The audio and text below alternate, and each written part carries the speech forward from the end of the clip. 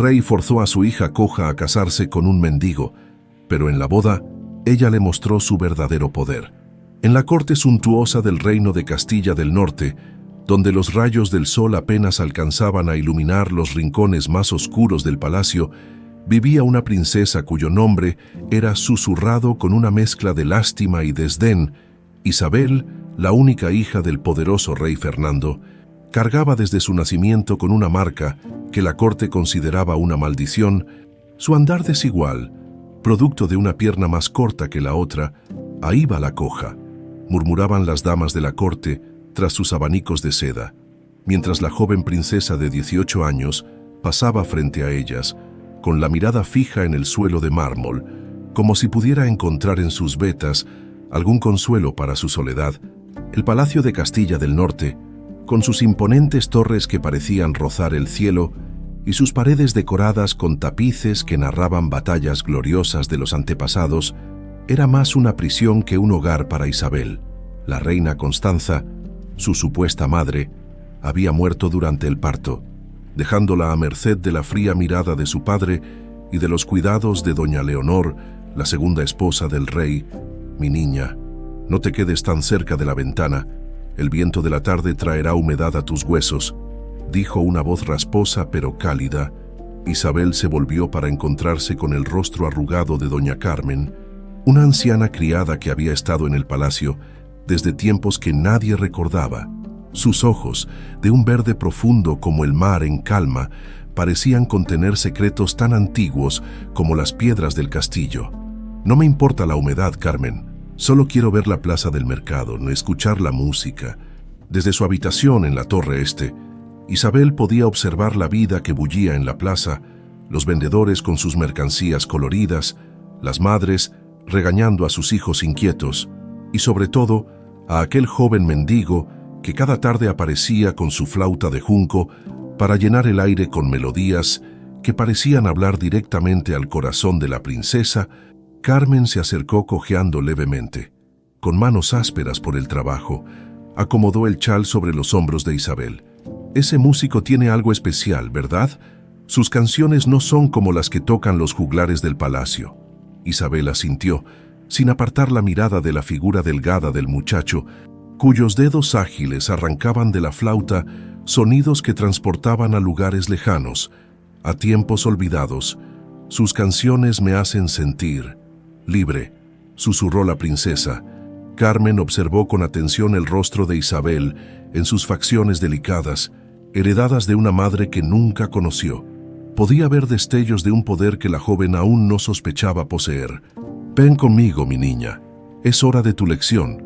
Isabel siguió a Carmen a través de los pasillos desiertos del palacio hasta la Biblioteca Real, un lugar prohibido para casi todos los habitantes del castillo, pero que el rey Fernando, en un extraño arranque de generosidad, había permitido que su hija frecuentara, quizás porque consideraba que los libros eran inofensivos, o tal vez porque era una forma de mantenerla oculta de las miradas indiscretas. Entre estanterías de madera oscura que llegaban hasta el techo, Isabel encontraba su único consuelo. Allí, entre páginas amarillentas y el olor a pergamino viejo, podía escapar de la realidad de ser la coja. Podía ser una guerrera, una hechicera, una reina poderosa o una viajera intrépida. «Hoy te contaré sobre las mujeres del mar», dijo Carmen, cerrando cuidadosamente la pesada puerta tras ellas.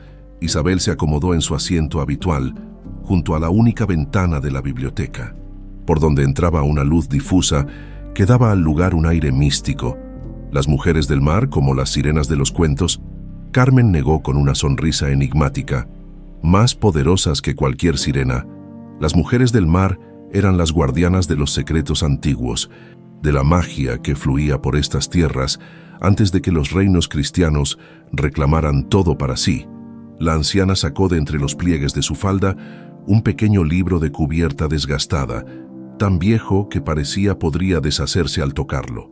«Este libro no pertenece a la colección real», explicó, acariciando la cubierta con reverencia.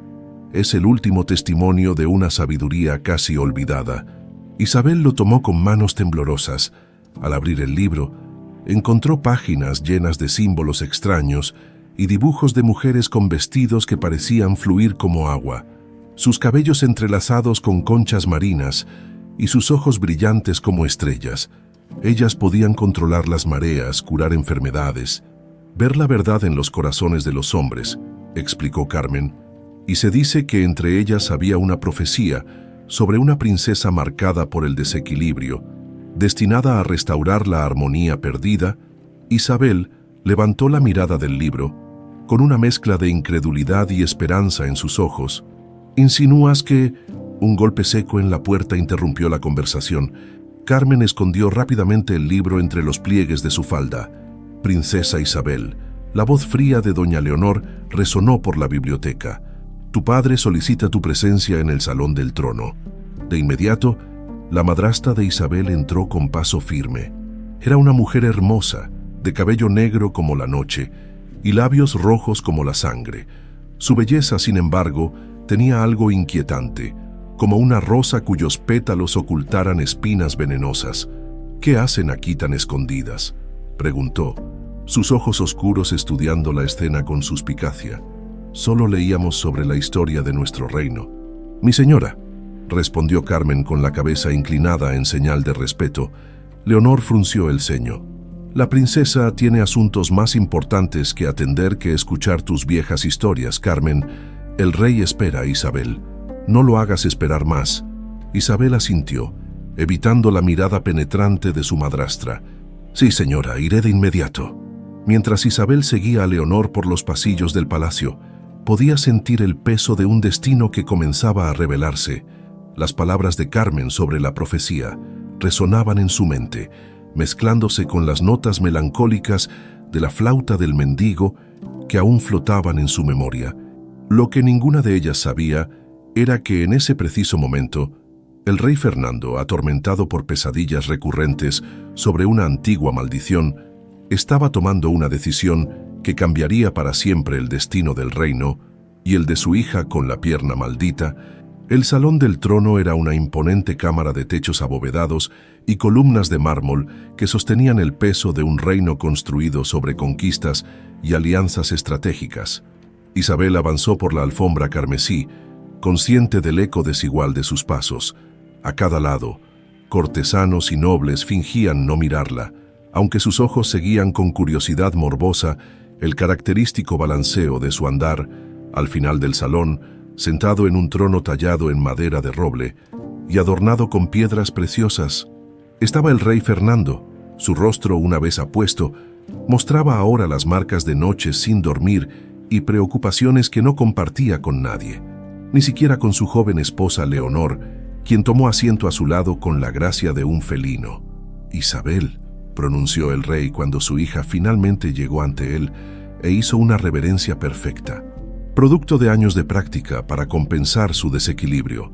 «Tengo noticias importantes para ti y para el futuro de nuestro reino». El tono solemne hizo que un escalofrío recorriera la espalda de Isabel. Había escuchado ese mismo tono cuando anunció la ejecución del duque rebelde de la provincia oriental. «Estoy a su servicio, padre», respondió Isabel, con la mirada baja como dictaba el protocolo. Fernando se inclinó ligeramente hacia adelante, las manos enguantadas apretando los reposabrazos del trono. «El duque de Aragón ha solicitado tu mano en matrimonio. He aceptado su propuesta. La boda se celebrará durante el próximo cambio de luna». Un silencio sepulcral cayó sobre el salón. Isabel sintió que el suelo bajo sus pies se convertía en arenas movedizas. El duque de Aragón era conocido por su crueldad y ambición desmedida.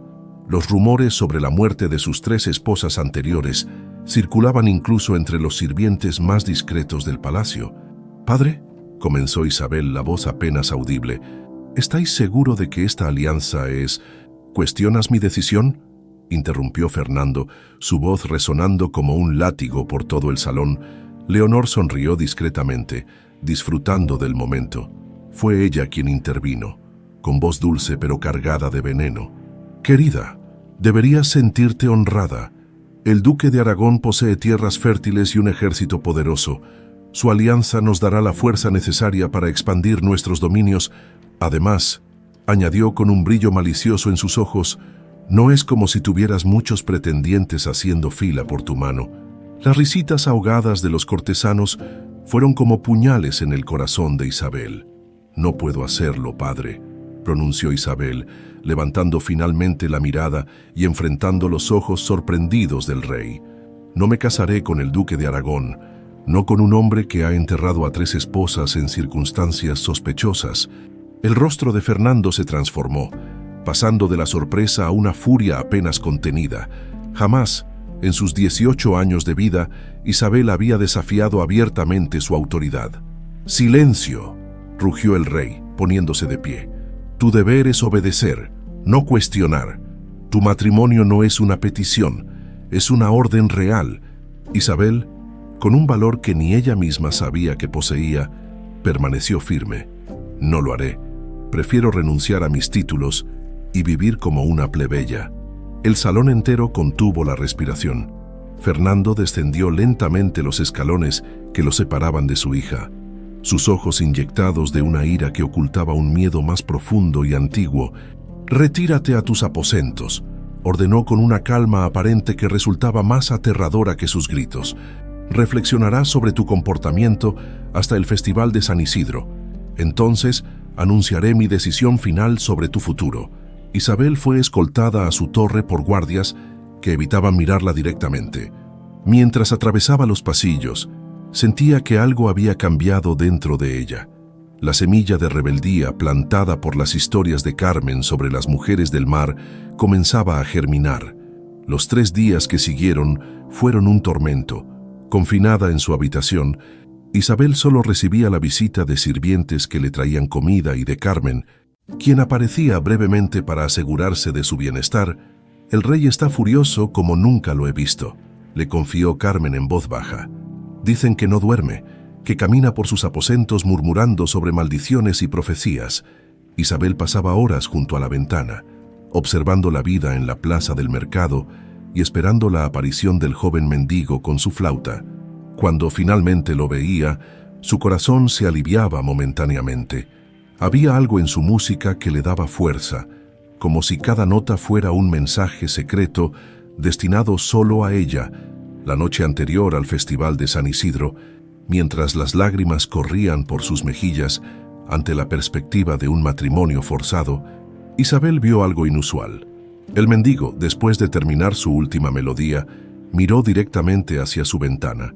A pesar de la distancia, pudo sentir la intensidad de su mirada. Él hizo una leve inclinación con la cabeza antes de desaparecer entre las callejuelas de la ciudad. El Festival de San Isidro era la celebración más importante del reino. Las calles se llenaban de color, música y el aroma de comidas tradicionales.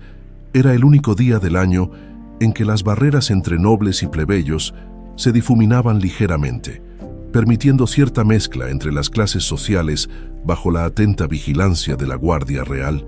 Isabel fue vestida con sus mejores galas y escoltada hasta la gran plaza frente al palacio, donde se había erigido una plataforma para la familia real. El pueblo entero se congregaba abajo, expectante ante los anuncios que tradicionalmente se hacían durante la festividad. Fernando tomó su lugar en el centro de la plataforma, con Leonor a su derecha e Isabel a su izquierda. La princesa buscó entre la multitud, pero no había señales del joven músico. «Pueblo de Castilla del Norte», comenzó el rey, su voz amplificada por la acústica de la plaza. «Hoy celebramos no solo a nuestro santo patrón, sino también un anuncio que marcará el futuro de nuestro reino». Isabel contuvo la respiración. ¿Habría reconsiderado su padre la alianza con el duque de Aragón? «Es tradición que en este día se anuncien compromisos matrimoniales que fortalezcan nuestro reino», continuó Fernando. «Y hoy no será la excepción, mi hija. La princesa Isabel contraerá matrimonio en 3 días». Un murmullo de excitación recorrió la multitud. Isabel sentía que su corazón iba a estallar dentro de su pecho. Sin embargo, el rey hizo una pausa dramática. «Dado que mi hija ha expresado su desagrado por las alianzas nobiliarias, he decidido concederle lo que desea». Volvió su rostro hacia Isabel con una sonrisa que no llegaba a sus ojos. «Guardias, traed al novio elegido para mi hija». 2 guardias se abrieron paso entre la multitud y regresaron arrastrando a un joven que Isabel reconoció de inmediato. Era el mendigo de la flauta. Sus ropas estaban rasgadas y su rostro mostraba signos de haber sido maltratado, pero en sus ojos brillaba una dignidad inquebrantable. «Pueblo de Castilla del Norte», anunció Fernando, su voz cargada de una crueldad apenas disimulada. «Mi hija, que ha rechazado la nobleza, se casará con este mendigo, si desprecia la sangre noble que se una a la escoria, que su sangre real sea diluida como castigo por su ingratitud». La plaza quedó en silencio por un momento, antes de que estallaran risas y murmullos escandalizados. Isabel sentía que el mundo giraba a su alrededor.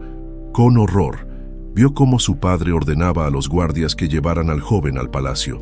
«La ceremonia se celebrará al amanecer del tercer día», sentenció Fernando.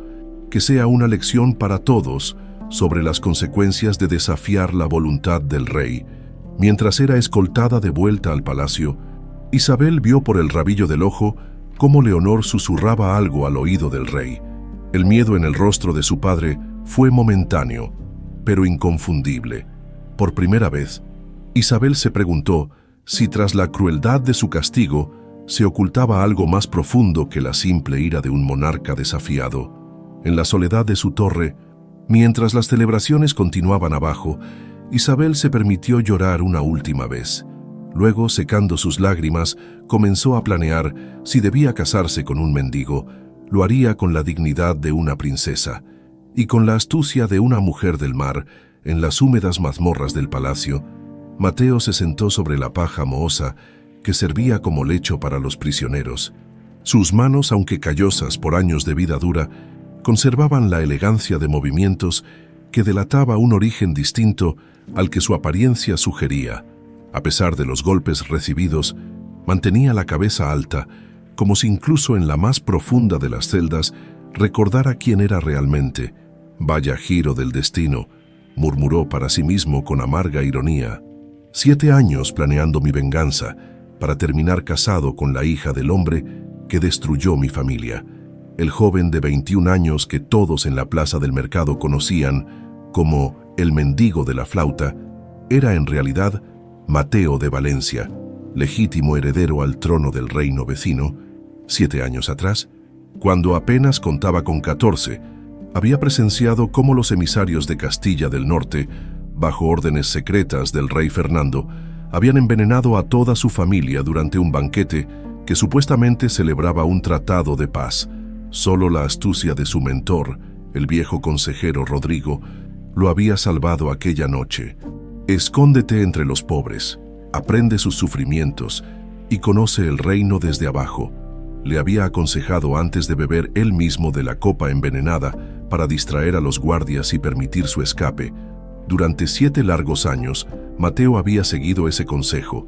Vivió entre mendigos y campesinos, aprendió sus canciones y sus penas. Con paciencia, construyó una red de aliados, antiguos soldados valencianos que habían sobrevivido a la invasión, comerciantes descontentos con los pesados impuestos de Fernando, e incluso sirvientes y guardias del propio Palacio Real, que habían sido plantados estratégicamente a lo largo de los años. La música que tocaba en la plaza no era simple entretenimiento. Las melodías contenían mensajes codificados para sus aliados. Una secuencia específica de notas indicaba la llegada de un cargamento de armas. Otra, el movimiento de tropas leales que se acercaban desde el exilio. Ahora, en la oscuridad de su celda, Mateo contemplaba el giro inesperado del destino. Casarse con la princesa coja no estaba en sus planes de venganza, pero quizás podría usarlo a su favor. Si lograba ganarse su confianza, tendría acceso a información valiosa dentro del palacio. Lo que no podía anticipar era que la princesa guardaba secretos tan profundos como los suyos. «Carmen, Carmen», Isabel llamó desesperadamente a la anciana cuando ésta entró a sus aposentos con agua fresca esa noche. «¿Has oído lo que ha hecho mi padre? ¿Cómo puede ser tan cruel?». La vieja criada cerró la puerta cuidadosamente y se acercó a la princesa. «Lo sé todo, mi niña, pero quizás este aparente castigo sea en realidad el inicio de tu verdadero destino». Isabel la miró desconcertada. «¿Qué quieres decir? ¿Me obligará a casarme con un mendigo para humillarme frente a todo el reino? Carmen tomó las manos de Isabel entre las suyas, ásperas y cálidas. «¿Y si te dijera que las apariencias engañan?», murmuró. «Ese joven músico lo he observado durante meses. No es un simple mendigo». Los ojos de Isabel se abrieron con sorpresa. «¿Qué sabes de él?». «Solo intuiciones por ahora, pero hay algo en su porte, en la forma en que sus dedos tocan la flauta. Son manos educadas, mi niña, y sus ojos». Carmen hizo una pausa. «Tienen el mismo verde esmeralda de la familia real valenciana». «¿Valencia?», Isabel frunció el ceño. «El reino que mi padre conquistó hace años», Carmen asintió gravemente. «El mismo que tu padre anexó en circunstancias cuestionables. Toda la familia real fue eliminada durante un banquete, o eso es lo que se nos hizo creer». Isabel se levantó y comenzó a caminar nerviosamente por la habitación, su cojera más visible cuando estaba alterada. «Debo verlo. Necesito hablar con él antes de la boda». «Imposible. Tu padre lo ha confinado en las mazmorras hasta la ceremonia.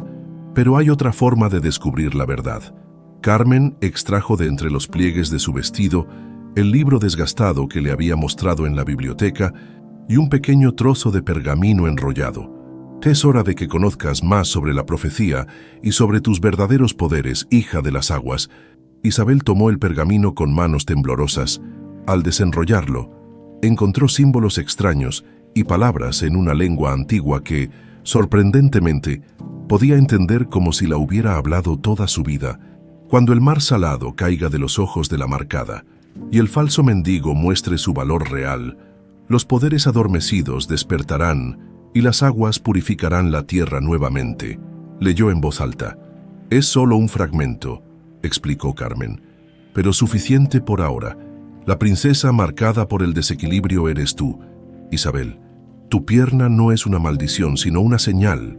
Las mujeres del mar siempre tuvieron esa marca, un cuerpo que balancea la tierra y el agua, lo visible y lo oculto». Isabel acarició su pierna, que tantas burlas le había causado, con una nueva mirada. «¿Y mis poderes? ¿Cuáles son?». «Ver la verdad en los corazones de los hombres es uno, pero también puedes despertar esa verdad en ellos, hacer que la reconozcan aunque quieran negarla. El agua es tu elemento, tu medio. A través de ella, tu poder se amplifica». Isabel recordó cómo siempre se había sentido atraída por el gran lago que dividía los reinos, cómo las fuentes del palacio la calmaban cuando estaba angustiada. «Si hay otra cosa que debes saber», continuó Carmen, su voz bajando a un susurro, «existen pasadizos secretos bajo el palacio, túneles que conectan con la biblioteca real, donde se guardan documentos que tu padre ha mantenido ocultos durante años». «¿Cómo sabes de esos túneles?». «Las mujeres del mar ayudaron a construir este castillo hace siglos, mucho antes de que los hombres olvidaran nuestra magia. Conozco cada piedra, cada pasillo oculto, y es hora de que tú también los conozcas». Las siguientes 2 noches, mientras el palacio dormía, Isabel y Carmen se aventuraron por los pasadizos secretos que serpenteaban bajo los cimientos del castillo. La anciana le mostró cómo activar los mecanismos ocultos en las paredes.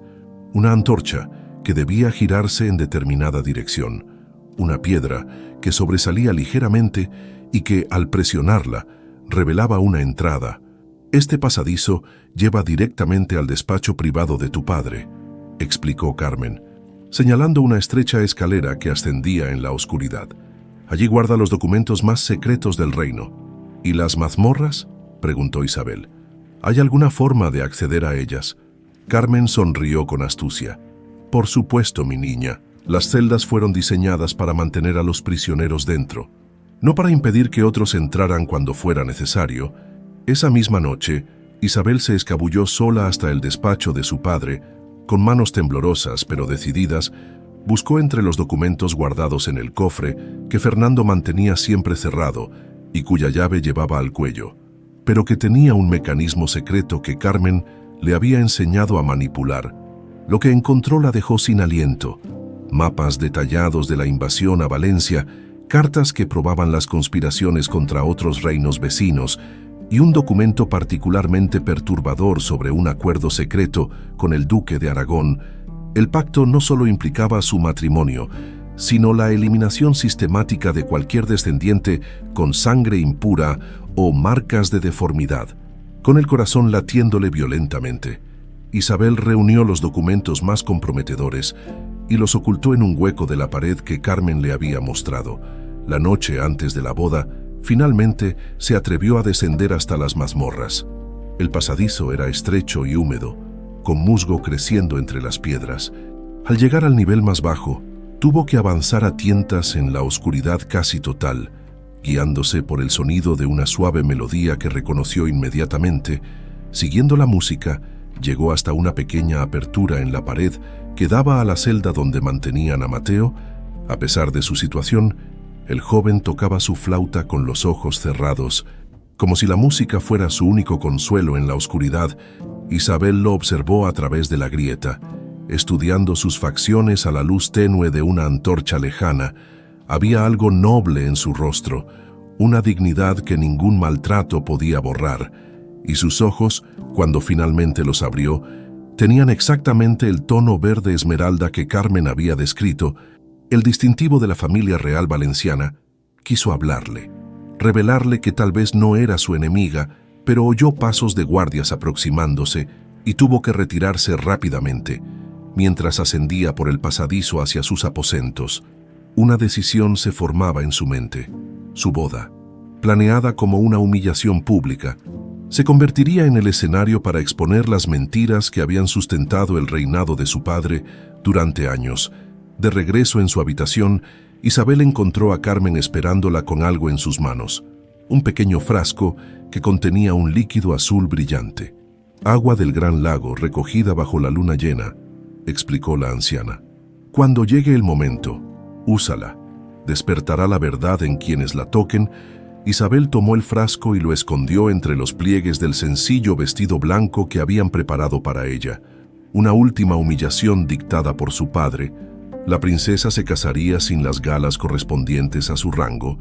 Mañana, susurró Isabel con una determinación nueva en su voz, descubrirán que la marca que llevo no es de debilidad, sino de poder. El amanecer del tercer día llegó con una bruma que envolvía el palacio como un manto de presagios. En su torre, Isabel era preparada para su boda por doncellas que evitaban su mirada. Incómodas ante la humillación de su princesa, le habían entregado un vestido blanco simple, sin los bordados de oro o las joyas que correspondían a su rango, otra manera más de Fernando para degradarla. «Déjenme sola un momento», pidió Isabel cuando terminaron de arreglar su cabello en un sencillo moño. Cuando la última doncella cerró la puerta, Isabel se apresuró a sacar de su escondite los documentos robados del despacho de su padre. Con manos temblorosas pero decididas, los ocultó en una bolsa de tela que ató a su cintura, bajo los pliegues del vestido. Después, sacó el pequeño frasco con el líquido azul que Carmen le había entregado y lo guardó en el mismo lugar. Un suave golpe en la puerta anunció la llegada de doña Carmen. «¿Estás lista, mi niña?», preguntó la anciana, entrando con pasos cautelosos. «Tan lista como puedo estar para una farsa», respondió Isabel, pero sus ojos brillaban con determinación, no con derrota. Carmen se acercó y acomodó un mechón rebelde que caía sobre la frente de la princesa. «Recuerda lo que te enseñé. Tus poderes se manifestarán cuando más los necesites, pero debes estar abierta a ellos. No luches contra tu naturaleza. Fluye con ella, como el agua encuentra siempre su camino». Isabel asintió, recordando las prácticas secretas que habían realizado durante las noches anteriores. Ejercicios de respiración, palabras en la antigua lengua de las mujeres del mar, pequeños rituales con agua que parecían despertar algo dormido en su interior. «¿Crees que él es realmente...?» Isabel dejó la pregunta en el aire. «El príncipe valenciano. Estoy casi segura, pero hoy lo confirmaremos», respondió Carmen. «¿Sabe una última cosa?» La anciana sacó un pequeño objeto envuelto en un paño gastado. Al desenvolverlo, reveló una horquilla para el cabello decorada con una piedra azul turquesa. «Era de tu madre, tu verdadera madre», susurró. «Mi madre». Isabel tomó la horquilla con reverencia. «Pero mi madre murió cuando nací». «¿Cómo?» No hay tiempo para explicaciones ahora. Solo sabe que esta joya perteneció a la línea de las mujeres del mar durante generaciones. Llévala hoy, te dará fuerza. Un nuevo golpe en la puerta interrumpió la conversación. Era el capitán de la Guardia Real, enviado para escoltarla hasta la capilla. «Es hora, Su Alteza», anunció con tono formal. Aunque sus ojos reflejaban vergüenza por participar en semejante farsa, Isabel colocó rápidamente la horquilla en su cabello y, tras un último abrazo a Carmen, siguió al guardia con paso firme, acentuando deliberadamente su cojera. Si su padre quería exhibir su defecto ante todo el reino, ella lo mostraría con orgullo. La capilla real había sido preparada como si se tratara de un espectáculo grotesco. Fernando había ordenado que las puertas permanecieran abiertas para que el pueblo pudiera presenciar la humillación de la princesa. Los bancos estaban llenos de nobles que murmuraban y reían disimuladamente. Expectantes ante el circo que se les había prometido, en el altar esperaba un sacerdote visiblemente incómodo, junto a un Mateo sorprendentemente digno. A pesar de sus ropas simples, los guardias lo habían limpiado apenas lo suficiente para que no ofendiera con su presencia el sagrado recinto, pero no le habían proporcionado ropa adecuada para la ocasión. Aún así, su postura erguida y su mirada clara desmentían su apariencia humilde. El rey Fernando y la reina Leonor ocupaban lugares privilegiados en primera fila. Fernando mostraba una expresión severa que ocultaba mal su satisfacción por la lección que estaba impartiendo. Leonor, por su parte, sonreía con malicia apenas disimulada, disfrutando cada segundo de la humillación de su hijastra. Cuando las trompetas anunciaron la entrada de Isabel, todos los ojos se volvieron hacia ella. Avanzó por el pasillo central con paso lento, exagerando intencionalmente su cojera con cada paso. Lejos de parecer avergonzada, caminaba con la cabeza alta, los ojos fijos en el altar, como si estuviera marchando hacia una batalla y no hacia una ceremonia diseñada para destruir su dignidad. Algunos nobles desviaron la mirada. Repentinamente incómodos, la princesa no parecía una víctima, sino una guerrera que avanzaba hacia su destino elegido. Al llegar junto a Mateo, sus miradas se encontraron por primera vez. Isabel estudió sus ojos con atención y confirmó lo que Carmen había dicho.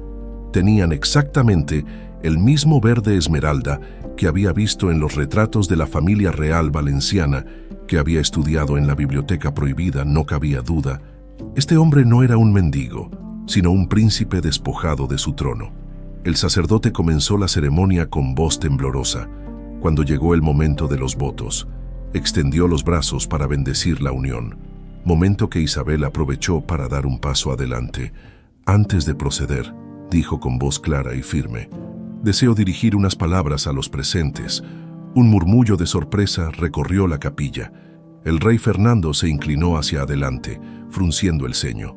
«No está permitido», comenzó a decir, pero Isabel lo interrumpió. «Como princesa de Castilla del Norte y próxima a contraer matrimonio, tengo derecho a hablar», declaró, su voz resonando con una autoridad que nadie le había escuchado antes.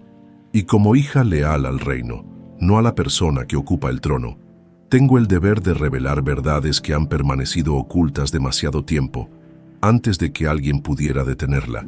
Isabel extrajo los documentos que había ocultado bajo su vestido y los sostuvo en alto. «Estos papeles, robados del despacho privado del rey, contienen pruebas de conspiración, traición y asesinato contra reinos vecinos, en particular», giró hacia Mateo, «contra el reino de Valencia y su familia real, que no fueron víctimas de una plaga como se nos hizo creer, sino de un envenenamiento sistemático ordenado por mi padre». La capilla estalló en exclamaciones de asombro y negaciones furiosas. Fernando se puso de pie, el rostro contorsionado por la ira. «Guardias, detenedla». Pero antes de que pudieran alcanzarla, Isabel extrajo el frasco con el líquido azul y lo derramó en la pila de agua bendita que estaba junto al altar. El agua comenzó a brillar con un resplandor sobrenatural. «El hombre con quien se me obliga a casarme», continuó Isabel, mientras sumergía sus dedos en el agua brillante. «No es un mendigo cualquiera. Mírenlo bien. Reconozcan en sus ojos el linaje real de Valencia». Tocó la frente de Mateo con sus dedos húmedos, dejando una marca brillante que pareció intensificar el verde de sus ojos. Luego, en un movimiento sorprendentemente ágil para alguien con su condición, Isabel salpicó agua hacia los presentes, donde las gotas tocaban. Las personas parecían despertar de un largo sueño, sus ojos abriéndose con un nuevo entendimiento. Este es Mateo de Valencia, legítimo heredero al trono que mi padre usurpó hace 7 años, mediante traición y muerte, declaró. Y yo, Isabel, no soy solo la princesa coja que todos han despreciado, soy la última descendiente de las mujeres del mar, guardianas de la verdad y la justicia, que gobernaron estas tierras antes que cualquiera de nuestros reinos. Mientras hablaba, lágrimas comenzaron a correr por sus mejillas, para asombro de todos, incluida la propia Isabel. Estas lágrimas brillaban con una leve luz azulada cuando tocaban el suelo de piedra de la capilla. Fernando, viendo cómo la situación escapaba a su control, desenvainó su espada y avanzó hacia el altar. «¡Esto es brujería!», gritó, su voz quebrándose por el miedo. «Esta no es mi hija, sino una criatura maldita que ha tomado su forma». Pero antes de que pudiera alcanzarla, las puertas laterales de la capilla se abrieron de golpe y varios hombres vestidos como guardias y sirvientes del palacio se revelaron como aliados de Mateo, colocándose estratégicamente alrededor de la sala. Mateo, que hasta ese momento había permanecido en silencio, dio un paso al frente y habló con voz clara que resonó por toda la capilla. «Yo, Mateo de Valencia, hijo del rey Alfonso y legítimo heredero al trono valenciano, acepto la mano de Isabel no por decreto de un usurpador, sino por mi propia voluntad. Juntos restauraremos la verdad que fue sepultada bajo años de mentiras». El caos se desató en la capilla. Algunos nobles intentaron huir, otros desenvainaron sus espadas. Los guardias leales a Fernando se enfrentaron a los infiltrados por Mateo. En medio de la confusión, Leonor intentó escabullirse por una puerta lateral, pero Carmen apareció sorpresivamente para bloquearle el paso. «No tan rápido, Su Majestad», dijo la anciana con una sonrisa enigmática. «Usted también tiene cuentas pendientes con la verdad». Isabel y Mateo, en medio del caos, se miraron a los ojos. En ese breve momento de calma en el centro de la tormenta, algo pasó entre ellos. Un reconocimiento, una promesa, el inicio de una alianza que trascendía el simple matrimonio forzado que Fernando había planeado. «¿Confías en mí?», preguntó Isabel, extendiendo su mano hacia él. Mateo la tomó sin dudar. Con mi vida y juntos, se dirigieron hacia la salida mientras a su alrededor el mundo que conocían comenzaba a desmoronarse. El caos en la capilla era total. Espadas chocaban contra espadas, gritos y órdenes contradictorias resonaban entre las paredes de piedra.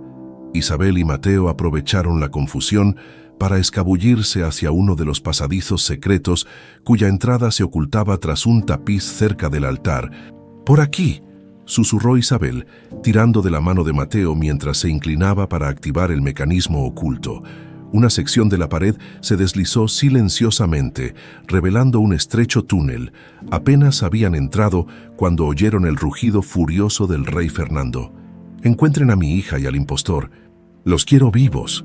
El pasadizo se cerró tras ellos, dejándolos en una oscuridad casi completa, iluminada débilmente por pequeñas rendijas en las paredes de piedra. «¿Cómo sabías de esto?», preguntó Mateo, su voz mezclando asombro y respeto. «Hay muchas cosas que mi padre no sabe sobre su propio castillo», respondió Isabel, mientras avanzaba con sorprendente agilidad por el estrecho corredor. «Carmen me mostró estos túneles. Fueron construidos por las mujeres del mar hace siglos». Mateo la seguía de cerca, estudiando con curiosidad a esta princesa que había desafiado a su padre ante toda la corte. No era en absoluto la criatura frágil y sumisa que le habían descrito. «Tu revelación en la capilla, ¿cómo descubriste mi identidad?». Isabel se detuvo un momento y se volvió hacia él, en la penumbra. Sus ojos parecían contener destellos de luz propia.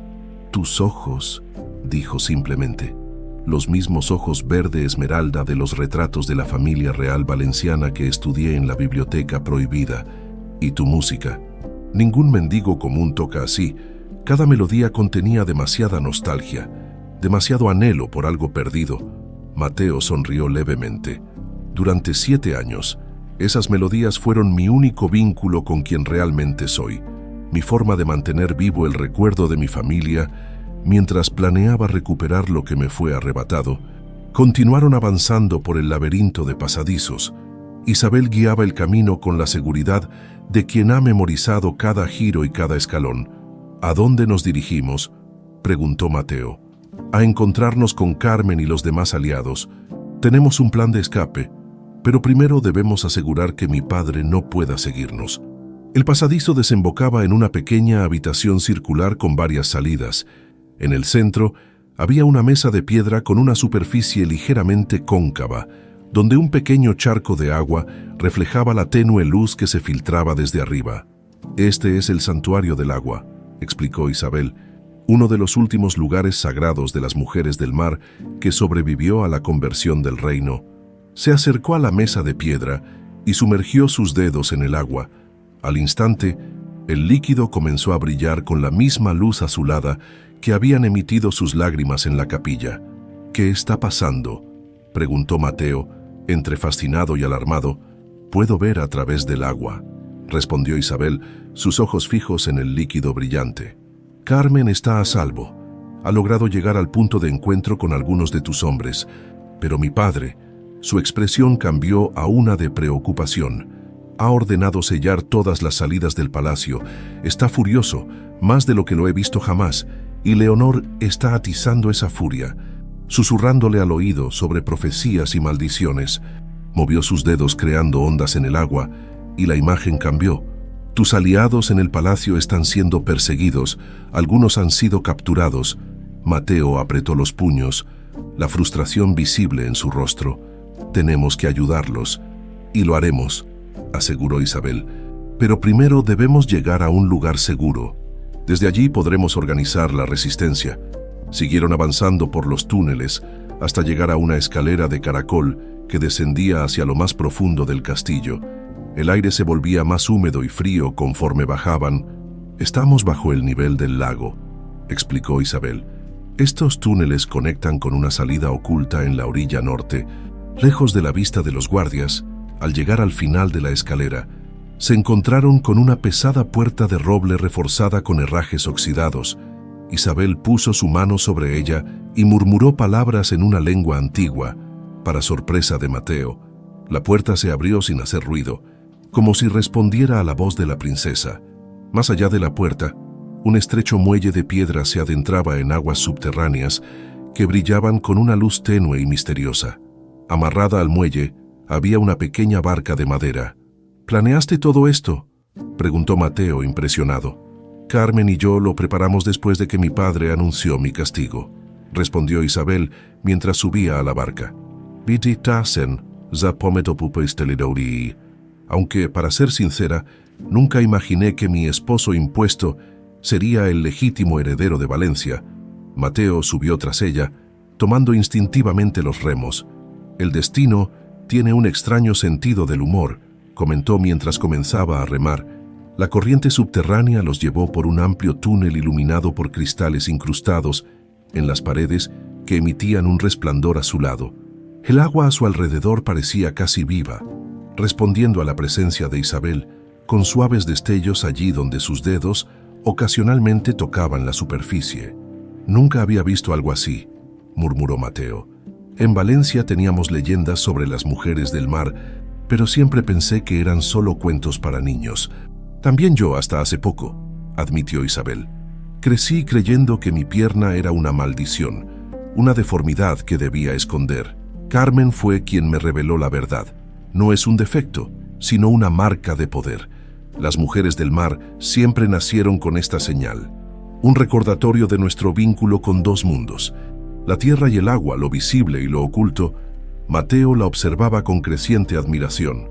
«Durante mi exilio, aprendí que los reinos están llenos de secretos que los poderosos intentan ocultar, pero nunca imaginé algo así». El túnel se ensanchó hasta desembocar en una pequeña caverna donde el agua formaba un remanso tranquilo. Al otro lado, Carmen esperaba junto a varios hombres armados que Mateo reconoció como parte de su red de aliados. «Gracias a las aguas sagradas», exclamó Carmen al verlos. Llegaron a salvo. La anciana ayudó a Isabel a salir de la barca, mientras los hombres saludaban a Mateo con reverencias respetuosas. reconociéndolo como su legítimo príncipe, a pesar de sus ropas humildes. «¿Qué noticias hay del palacio?», preguntó Mateo a uno de sus capitanes. «El caos reina, mi señor. El rey Fernando ha ordenado buscarlos por toda la ciudad. Está ofreciendo una recompensa por sus cabezas». «¿Y nuestros hombres?». «Algunos fueron capturados, otros lograron escapar y se están reagrupando en el punto que establecimos. El plan sigue en marcha».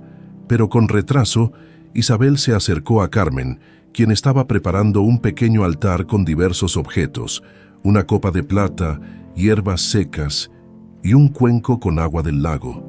«¿Qué haces, Carmen?». «Prepara un ritual de protección», explicó la anciana. «El poder que has despertado en la capilla es solo el comienzo. Fernando lo sabe, y eso lo hace más peligroso. Usará todos sus recursos para encontrarte antes de que puedas desarrollar completamente tus dones».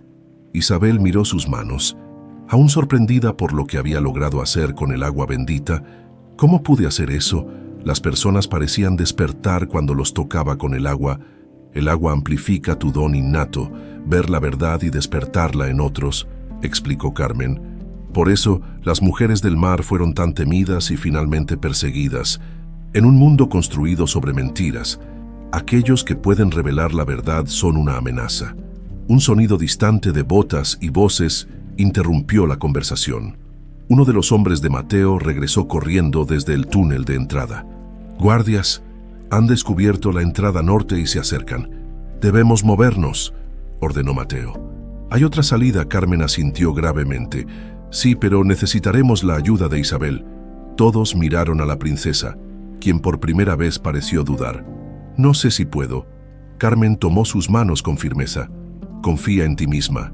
La sangre de las mujeres del mar corre por tus venas. El agua te reconoce como su hija». Isabel respiró profundamente y se acercó al borde del agua. Cerró los ojos y extendió sus manos sobre la superficie. Comenzó a murmurar palabras en la antigua lengua que parecían surgir de algún lugar profundo de su memoria. Para asombro de todos, el agua comenzó a retroceder, revelando un pasaje sumergido que antes era invisible. «Las aguas nos obedecen», murmuró Carmen con reverencia. «La última heredera ha despertado». Mientras el grupo se apresuraba hacia el recién revelado pasaje, Isabel miró a Mateo.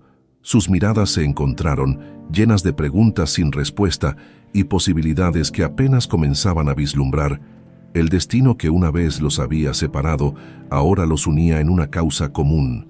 La verdad, una verdad que, como el agua, encontraría su camino para salir a la luz. Por más que intentaran contenerla, el pasaje sumergido los condujo por un laberinto de túneles cada vez más estrechos que parecían adentrarse en las entrañas mismas de la tierra. El grupo avanzaba en silencio, guiado por Carmen, quien a pesar de su edad, se movía con la seguridad de quien recorre un camino familiar. Tras lo que pareció una eternidad, emergieron en una pequeña cueva natural, iluminada por rayos de sol que se filtraban a través de grietas en el techo. El aire fresco indicaba que estaban lejos del palacio. «¿Dónde estamos?», preguntó Mateo, observando los alrededores con cautela. «En las colinas del norte, a unas 3 leguas del castillo», respondió Carmen. «Este lugar ha sido refugio de las mujeres del mar durante generaciones. Aquí estaremos seguros, al menos por ahora». Isabel se dejó caer sobre una roca plana. Súbitamente agotada, el uso de sus poderes recién descubiertos había drenado sus energías más de lo que esperaba. «Necesitas descansar», dijo Carmen, acercándose para examinar el rostro pálido de la princesa. «El despertar de tus dones es como un músculo que no has ejercitado. Requiere tiempo y práctica para fortalecerse». Mientras Carmen preparaba una infusión de hierbas para Isabel, Mateo se reunió con sus hombres para evaluar la situación y planificar los siguientes pasos. Sus rostros serios reflejaban la gravedad del momento. Habían desafiado abiertamente al rey y ahora eran fugitivos, buscados en todo el reino. Isabel observaba a Mateo desde la distancia, admirando la naturalidad con que asumía su papel de líder, a pesar de haber vivido tantos años disfrazado como un simple mendigo. Había una nobleza inherente en sus gestos y palabras que ningún disfraz podía ocultar por completo. Carmen se acercó con una taza humeante. «Bebe esto, te ayudará a recuperar fuerzas», Mientras Isabel bebía la infusión de sabor amargo pero reconfortante, Carmen sacó de entre sus ropas un pequeño paquete envuelto en tela. «Es hora de que conozcas toda la verdad sobre tu origen», dijo la anciana, desenvolviendo el paquete para revelar varias cartas amarillentas atadas con una cinta descolorida. «Estas cartas pertenecieron a tu verdadera madre». «¿Mi verdadera madre?». Isabel dejó la taza a un lado, repentinamente alerta. «Pero mi madre era la reina Constanza, quien murió al darme a luz». Carmen negó suavemente con la cabeza. «Esa es la historia que Fernando ha contado durante años, pero la verdad es mucho más compleja. Estas cartas lo revelarán todo». Con manos temblorosas, Isabel tomó las cartas. La primera estaba escrita con una caligrafía elegante y fluida, tan diferente de la escritura rígida y formal que había visto en los documentos de su padre. «Mi querida Carmen, si estás leyendo esto, significa que mis temores se han confirmado y no he sobrevivido al parto. Te encomiendo lo más precioso que dejo en este mundo, mi hija. Protégela del odio y la ambición que envenenan estos reinos. El bebé que llevo en mi vientre no es hija de Fernando, aunque todos en la corte lo creen así. Es fruto del amor verdadero que encontré en los brazos del rey Alfonso de Valencia durante aquella misión diplomática, cuando los reinos aún mantenían relaciones cordiales. Fernando sospecha, pero no tiene pruebas. He visto la sombra de la duda crecer en sus ojos con cada mes de mi embarazo. Sé que si descubre la verdad, tanto mi hija como todo el linaje valenciano estarán en peligro mortal. Mi pequeña nacerá con la marca de las mujeres del mar, pues mi linaje y el de Alfonso comparten esa antigua sangre. Aunque desde ramas diferentes, ella será la unión de dos líneas de poder que no se han encontrado en siglos. Cuídala, enséñale cuando llegue el momento, y recuérdale siempre que nació del amor, no del deber, con todo mi corazón, Constanza». Isabel levantó la vista de la carta, con los ojos llenos de lágrimas que brillaban con un tenue resplandor azulado. Soy hija del rey de Valencia». Su voz apenas un susurro. «Sí, mi niña. Eres hija de Alfonso de Valencia y Constanza de Castilla. La sangre de dos reinos corre por tus venas, junto con el antiguo poder de las mujeres del mar de ambas líneas». Isabel miró hacia donde Mateo continuaba conversando con sus hombres, ajeno a la revelación que acababa de cambiar su mundo para siempre. «Entonces, Mateo y yo, compartís padre, aunque de diferentes madres», confirmó Carmen. «Sois medio hermanos». Isabel sintió que el mundo giraba a su alrededor. Todo lo que creía saber sobre sí misma se desmoronaba como un castillo de arena ante la marea. «Fernando, ¿lo sabía? ¿Sabía que no era su hija?». Carmen asintió gravemente. «Lo sospechaba, pero la confirmación llegó años después, cuando notó tu parecido con la familia real valenciana. Para entonces, ya te había reconocido públicamente como su heredera y no podía repudiarte sin admitir que había sido engañado. Así que optó por ocultarte, minimizarte, usando tu cojera como excusa para mantenerte alejada de la corte y los asuntos del reino. Y por eso invadió Valencia», murmuró Isabel, las piezas encajando en su mente con dolorosa claridad. «No fue solo por ambición territorial, fue venganza, una venganza calculada y fría que planeó durante años», confirmó Carmen. «Esperó pacientemente, construyendo alianzas, sembrando desconfianza entre los reinos vecinos, hasta que Valencia quedó aislada y vulnerable». Isabel miró las cartas restantes, pero no se sentía con fuerzas para seguir leyendo. Su mundo entero había cambiado en un instante. No era quien creía ser, su supuesto padre, a quien había temido y respetado toda su vida, era en realidad el asesino de su verdadero padre y el usurpador del reino de su medio hermano. «Debo contárselo a Mateo», dijo. Intentando ponerse de pie, Carmen la detuvo suavemente. «Lo harás, pero primero debes recuperar fuerzas. Esta verdad cambiará también su mundo. Ambos necesitaréis claridad para lo que viene». Isabel asintió, comprendiendo la sabiduría en el consejo de Carmen. Se recostó nuevamente, pero su mente bullía con preguntas y revelaciones.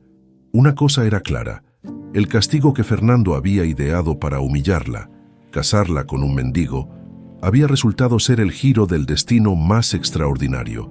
La había unido precisamente con la persona con quien compartía sangre y causa. En las mazmorras del Palacio de Castilla del Norte, el rey Fernando caminaba de un lado a otro como una fiera enjaulada. Su rostro, normalmente compuesto y autoritario, mostraba ahora los estragos del miedo y la furia. Frente a él, encadenado a la pared, un hombre mayor con el uniforme desgarrado de la Guardia Real lo observaba con una mezcla de resignación y desafío. Era uno de los aliados de Mateo, que habían sido capturados durante el caos en la capilla. «¿Dónde están?», exigió Fernando, acercándose hasta que su rostro quedó a centímetros del prisionero. «¿Dónde se esconde la traidora de mi hija y ese impostor valenciano?». El hombre escupió al suelo, ganándose un golpe inmediato de uno de los guardias. «El único impostor aquí eres tú, Fernando de Castilla», respondió con voz ronca. «Tu reinado está construido sobre mentiras y sangre inocente». Fernando retrocedió, visiblemente perturbado por la acusación. «Soy el rey legítimo», gritó, más para convencerse a sí mismo que al prisionero. «Valencia era débil y corrompida bajo el reinado de Alfonso. ¿Es eso lo que te dices cada noche para poder dormir?». El prisionero sonrió mostrando dientes manchados de sangre. «¿O son las pesadillas sobre la profecía las que te mantienen despierto?». Fernando palideció. ¿Cómo sabía este hombre sobre sus pesadillas? La puerta de la mazmorra se abrió y la reina Leonor entró con paso firme, sus elegantes ropas desentonando con el ambiente lúgubre del lugar. «Déjanos solos», ordenó a los guardias, quienes miraron al rey en busca de confirmación. Fernando asintió secamente y los guardias se retiraron, cerrando la pesada puerta tras ellos. «¿Qué haces aquí, Leonor? Este no es lugar para una reina». Leonor se acercó al prisionero y lo estudió con fría curiosidad. «He venido a ver al hombre que sabe tanto sobre las pesadillas que atormentan a mi esposo», respondió, su voz suave pero cargada de amenaza. «Pesadillas sobre una princesa marcada por el desequilibrio que restauraría la armonía perdida. La misma princesa que acaba de descubrir sus poderes y que ahora está en compañía del legítimo heredero de Valencia». Fernando la miró con suspicacia. «¿Cómo sabes tú de esas pesadillas? Nunca te las he contado».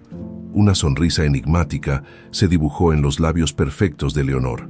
«Hay muchas cosas que no me has contado, mi rey, así como hay muchas cosas que yo no te he contado a ti». Se volvió hacia el prisionero. «Este hombre no te dirá dónde están.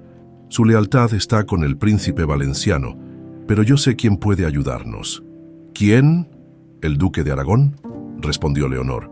«El mismo hombre que rechazó tu hija y que ahora ha sido doblemente humillado al ser sustituido por un mendigo. Su orgullo herido lo hará un aliado valioso, y sus ejércitos nos darán la fuerza que necesitamos para aplastar esta rebelión antes de que crezca». Fernando consideró la propuesta. El duque era conocido por su crueldad y eficiencia militar, pero también por su carácter vengativo e impredecible. «¿Y qué le ofreceremos a cambio de su ayuda?». Leonor sonrió con calculada malicia. «Lo que más desea la mano de Isabel, una vez la capturemos y la liberemos de la influencia de ese falso príncipe, y las tierras de Valencia como dote, una vez hayamos eliminado a todos los rebeldes». El prisionero rió, un sonido áspero y desprovisto de humor. «Planea sobre arena, mujer. La profecía ya se está cumpliendo. La princesa ha despertado sus poderes y el pueblo, cansado de vivir bajo el yugo de la mentira, la seguirá. Ningún ejército puede detener lo que ha comenzado». Leonor se acercó al prisionero con movimientos felinos. «Las profecías y las leyendas son para las viejas y los niños. El poder real reside en los ejércitos». El oro y la determinación para usar ambos sin misericordia se volvió hacia Fernando, cuyo rostro mostraba las dudas que carcomían su resolución. «Envía emisarios al duque de Aragón. Ofrécele lo que sea necesario. Mientras tanto», miró al prisionero con desdén, «exprime a este hasta la última gota de información útil, y luego deshaz de él». Mientras salía de la mazmorra, el rostro perfecto de Leonor se endureció en una máscara de fría determinación. Había trabajado demasiado, manipulado demasiadas vidas, para permitir que una profecía antigua y una princesa coja destruyeran todo lo que había construido. El refugio en las colinas del norte se llenó gradualmente de aliados que llegaban en pequeños grupos. evitando los caminos principales, campesinos, artesanos, antiguos soldados valencianos e incluso algunos nobles descontentos con el reinado de Fernando se unían a la causa. Cada uno traía noticias del reino. Los emisarios del rey viajando hacia Aragón, los pregoneros anunciando recompensas por los traidores fugitivos, y los rumores cada vez más extendidos sobre la princesa que había desafiado a su padre con magia antigua. Isabel y Mateo aún no habían tenido oportunidad de hablar a solas desde la revelación de Carmen. La princesa observaba a su medio hermano desde la distancia, buscando el momento adecuado para compartir la verdad que los unía más allá de la causa común. Esa noche, mientras el refugio se preparaba para descansar, Carmen se acercó a ambos con un pergamino antiguo cuidadosamente envuelto en tela impermeable. «Es hora de que conozcan la profecía completa», dijo la anciana. «Síganme». Los guió hasta una pequeña gruta al fondo de la cueva principal, donde un manantial natural formaba un estanque de aguas cristalinas. La luz de una pequeña lámpara de aceite se reflejaba en la superficie, creando patrones hipnóticos en las paredes rocosas. «Este lugar es sagrado para las mujeres del mar», explicó Carmen mientras se arrodillaba junto al estanque. «Aquí, las aguas subterráneas se encuentran con la luz de las estrellas que se filtra desde arriba». Creando un puente entre mundos, desenvolvió el pergamino con reverencia y lo extendió sobre una roca plana. El documento, visiblemente antiguo, estaba cubierto de símbolos y texto en una lengua que Isabel reconoció como la misma que había brotado instintivamente de sus labios durante el ritual en la capilla. «Esta es la profecía tal como fue registrada hace siglos por nuestras antepasadas», dijo Carmen. «Habla de un tiempo de oscuridad cuando las antiguas verdades serían olvidadas y reemplazadas por mentiras convenientes, pero también habla de una esperanza de restauración». Mateo se inclinó sobre el pergamino, fascinado por los intrincados símbolos. «No puedo entender estas palabras, pero estos dibujos», señaló un símbolo que representaba una figura con una pierna más corta que la otra. «Esto parece representarte, Isabel». La princesa asintió, sintiendo una extraña familiaridad con aquellos símbolos que nunca antes había visto. «Puedo leerlo», dijo con voz suave, sorprendiendo tanto a Carmen como a Mateo. «No sé cómo, pero entiendo lo que dice». Sus dedos recorrieron el pergamino mientras traducía. «Cuando la oscuridad cubra las tierras y las aguas lloren por el olvido, nacerá la marcada por el desequilibrio, hija de dos sangres reales, portadora del don perdido. Sus lágrimas, sal del mar antiguo, despertarán verdades enterradas. El falso rey temblará ante su mirada que ve más allá de las máscaras». Sus dedos continuaron deslizándose por el texto, su voz adquiriendo un tono más profundo, casi musical. «Cuando el mar salado caiga de los ojos de la marcada y el falso mendigo muestre su valor real, los poderes adormecidos despertarán y las aguas purificarán la tierra nuevamente. Hermanos separados por la mentira, unidos por el destino, restaurarán el equilibrio perdido entre los reinos del norte y los mares del sur». Mateo la miró con expresión confundida. «¿De hermanos a qué hermanos se refiere?». Isabel intercambió una mirada significativa con Carmen, quien asintió levemente, animándola a revelar la verdad. «A nosotros, Mateo», dijo Isabel, su voz apenas un susurro. «La profecía habla de nosotros, somos hermanos, hijos del mismo Padre». El rostro de Mateo reflejó incredulidad, luego conmoción, y finalmente una profunda conmoción. «¿Qué estás diciendo?». Isabel le extendió la carta de su madre que había leído antes. «Mi madre, la reina Constanza, tuvo un romance con tu padre, el rey Alfonso de Valencia, durante una misión diplomática. Yo nací de ese amor, no soy hija de Fernando».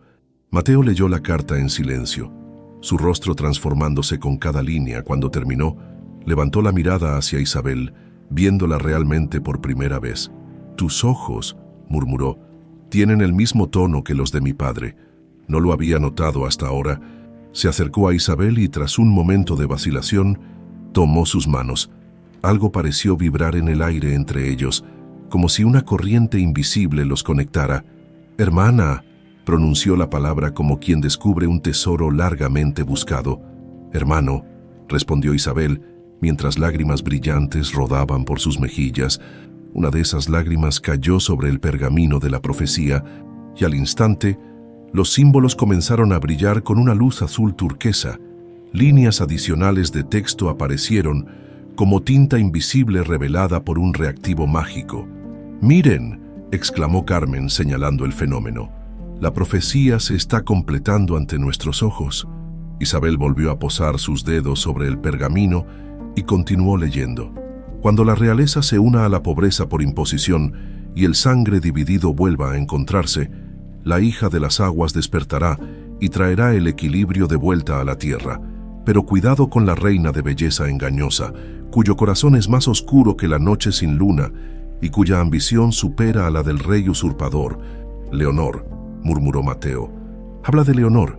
Sigue leyendo», urgió Carmen, mientras más símbolos brillaban bajo la luz acuosa. «La batalla final se librará donde las aguas separan y unen a los reinos enfrentados. Allí, la sangre de la marcada tocará las aguas dormidas y despertará los antiguos poderes de la tierra. Solo cuando el usurpador reconozca su error y la verdad sea limpia como agua de manantial, podrá restaurarse la armonía perdida». Un silencio reverente llenó la gruta cuando Isabel terminó de leer. El pergamino dejó de brillar gradualmente, pero los nuevos textos permanecieron visibles. «Es más específico de lo que imaginaba», comentó Carmen finalmente. «La profecía no solo predijo estos eventos, sino que está actuando como una guía para lo que debemos hacer. Habla de una batalla final junto al lago que divide nuestros reinos», reflexionó Mateo, «y sugiere que mi sangre, nuestra sangre, tiene algún poder especial cuando se mezcla con esas aguas». Isabel miró sus manos, recordando cómo el agua bendita de la capilla había respondido a su toque, cómo las puertas selladas por siglos se habían abierto ante sus palabras. «Carmen, ¿qué más sabes sobre los poderes de las mujeres del mar?», preguntó. «Necesito entender lo que puedo hacer, lo que debo hacer».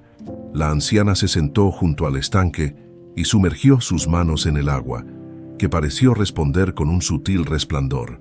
«Los poderes son diversos y únicos para cada portadora del don», explicó. «Algunas podían predecir tormentas, otras sanar enfermedades, pero todas compartían la capacidad de ver la verdad oculta y de purificar lo corrompido a través del agua». Miró a Isabel con intensidad. «Tu don específico parece ser despertar la verdad en los corazones de quienes tocas a través del agua. Lo vimos en la capilla, cuando salpicaste agua bendita sobre los nobles. Sus mentes se aclararon y vieron la verdad que habían ignorado. Es un poder poderoso y peligroso, pues muchos prefieren vivir en la mentira cómoda que enfrentar verdades dolorosas». Isabel se miró en el reflejo del estanque, viendo no solo su rostro, sino también destellos de mujeres del pasado, como si todas las portadoras anteriores del don estuvieran observándola a través de esa ventana líquida. «¿Y mi pierna?», preguntó. «¿Por qué la marca toma esta forma?». «El desequilibrio físico representa el balance entre dos mundos», respondió Carmen.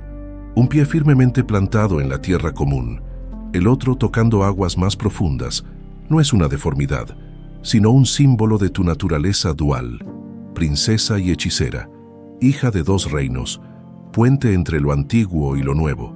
Mientras hablaban, uno de los aliados de Mateo entró apresuradamente en la gruta.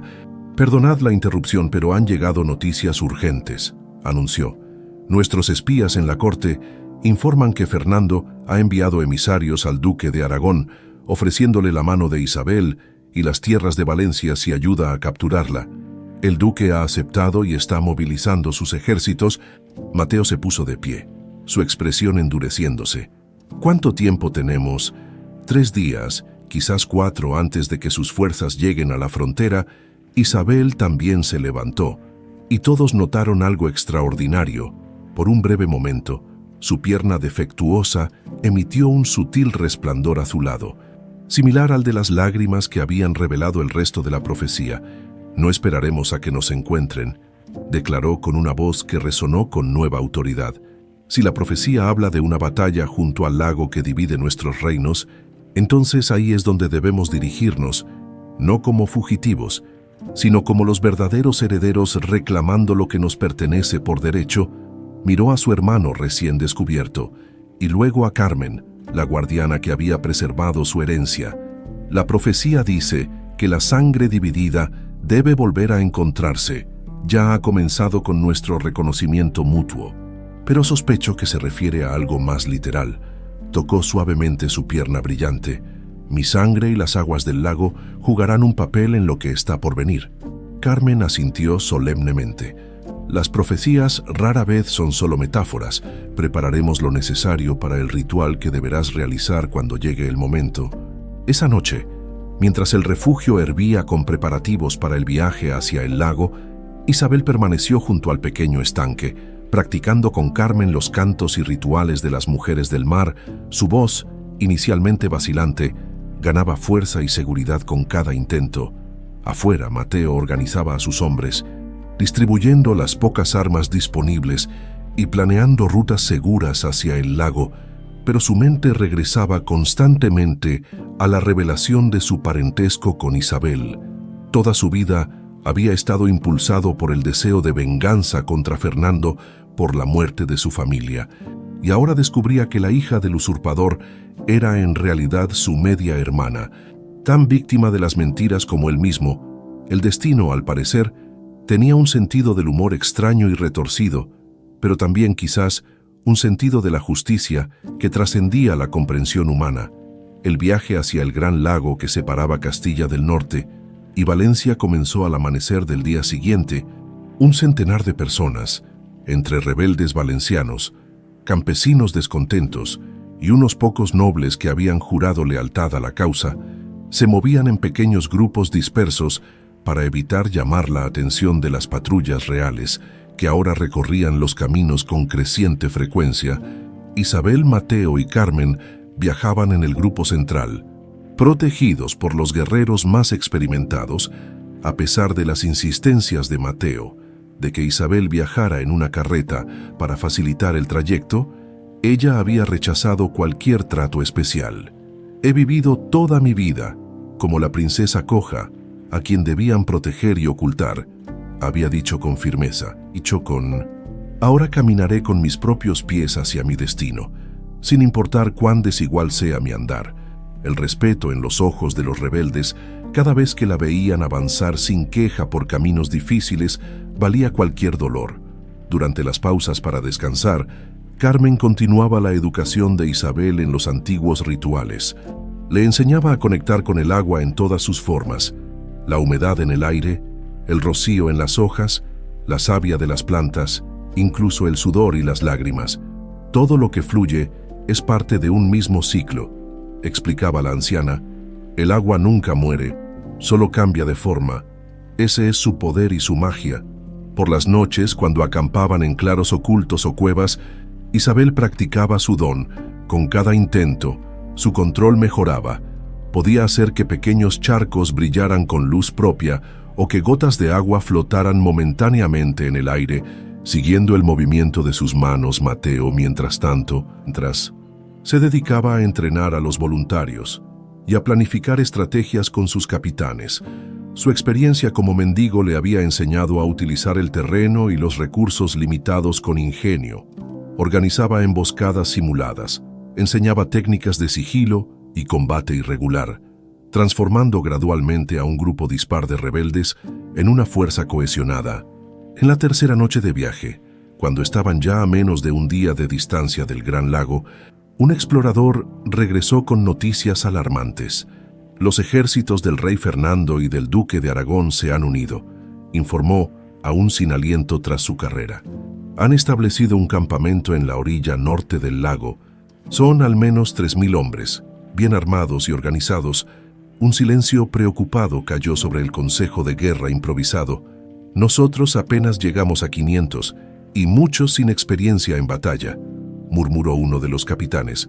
Los números no siempre deciden una guerra, respondió Mateo.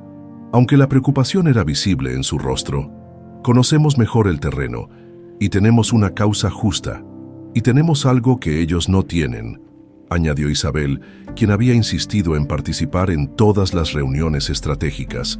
La profecía menciona que las aguas del lago amplificarán nuestros poderes. Esa será nuestra ventaja. Más tarde, cuando la mayoría dormía, Isabel encontró a Mateo sentado solo junto a una pequeña fogata, contemplando un viejo mapa del territorio. «No puedes dormir», observó, sentándose a su lado. «Hay demasiadas vidas en juego», respondió él señalando los puntos en el mapa. «Si fallamos mañana, todos estos hombres y mujeres que han confiado en nosotros pagarán con su vida».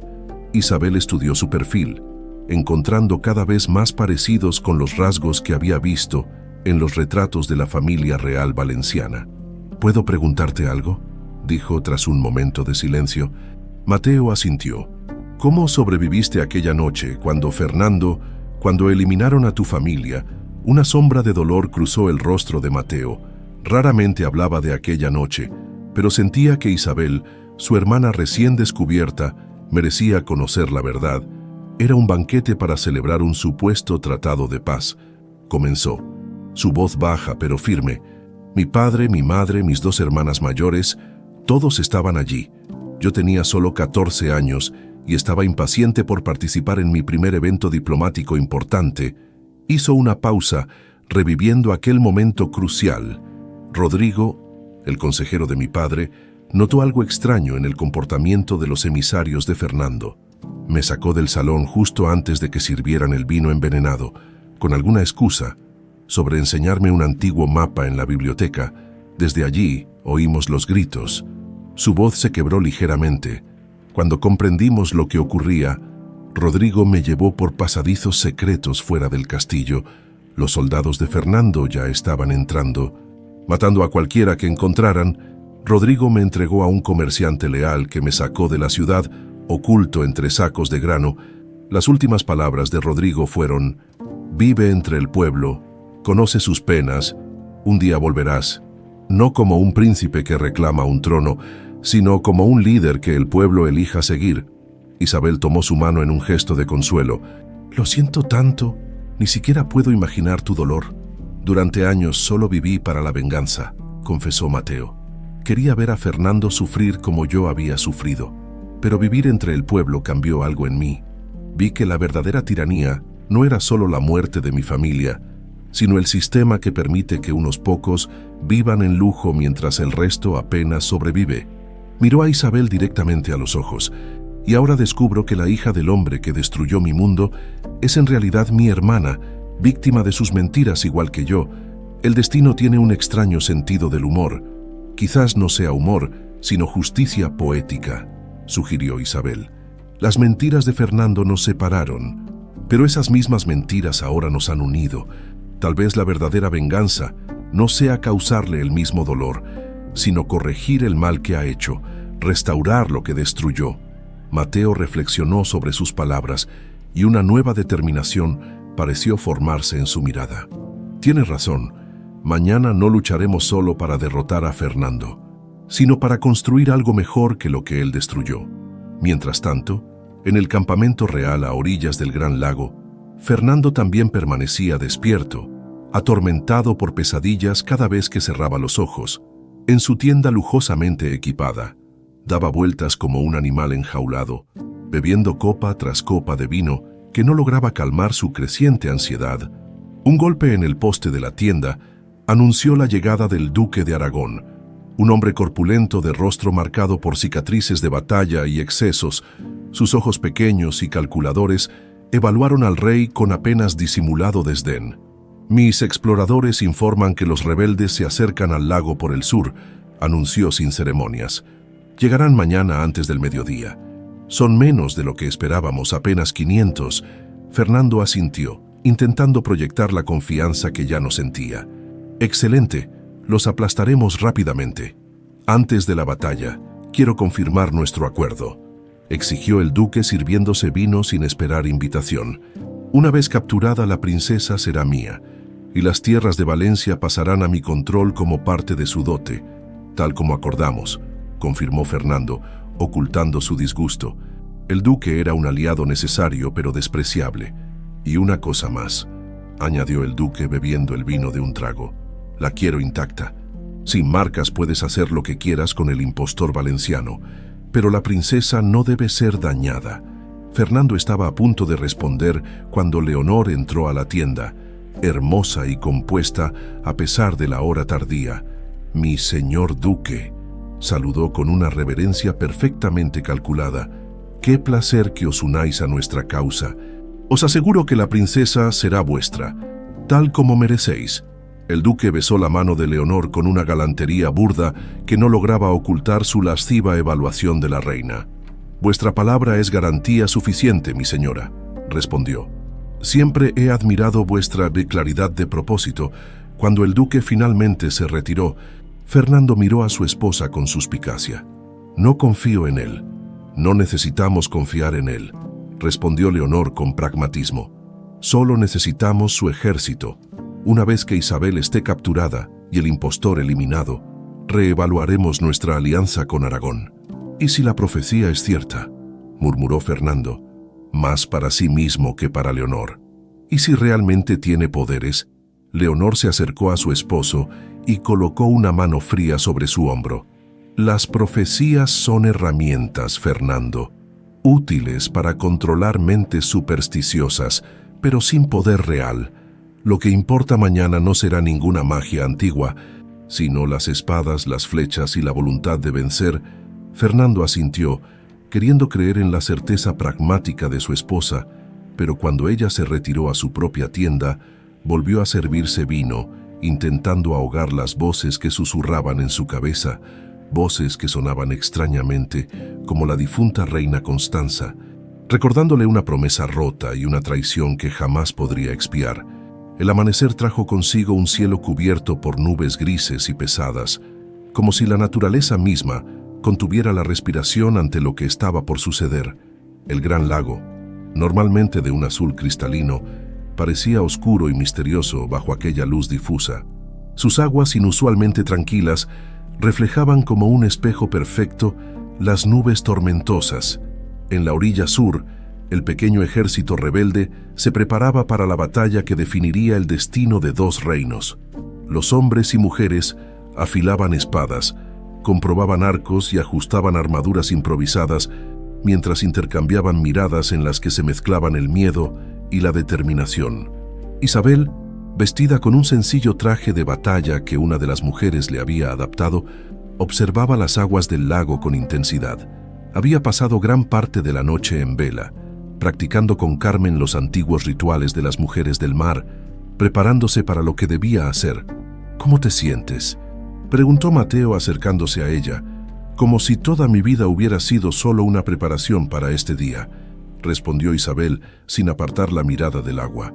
«Tengo miedo, pero también siento una extraña calma».